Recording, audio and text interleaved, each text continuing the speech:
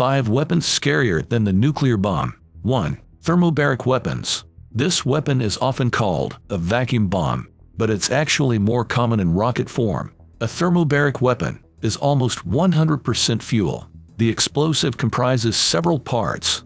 There is a fuel container and 2 separate explosive charges.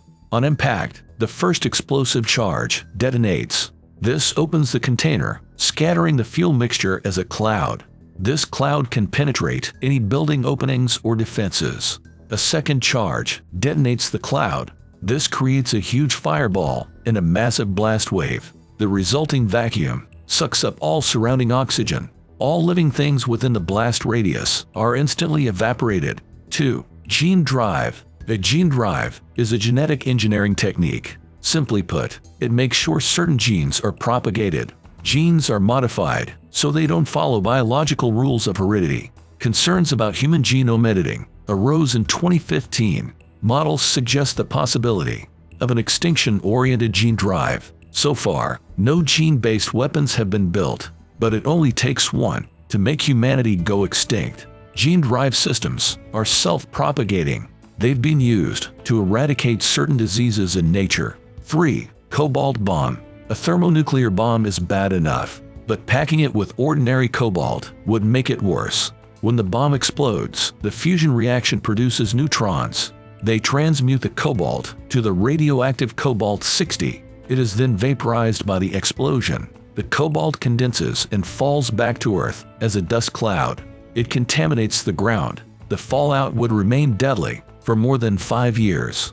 No cobalt bomb has ever been built yet. 4. Kinetic bombardment. This weapon relies solely on kinetic energy. There's no explosive charge or nuclear fusion.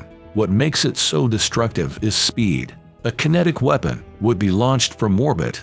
A satellite could launch tungsten rods at targets. The speed of the rod would make it lethal and unstoppable. No such weapon has been created. But in 2003, the USAF did a study of hypervelocity rod bundles. 20-foot long, 1-foot diameter tungsten rods were proposed. They'd have impact speeds of Mach 10.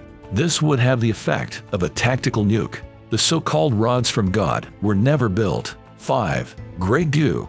This term was coined by nanotechnology pioneer Eric Drexler. The grey goo hypothesis describes an apocalyptic scenario. Self-replicating nanobots may get out of control.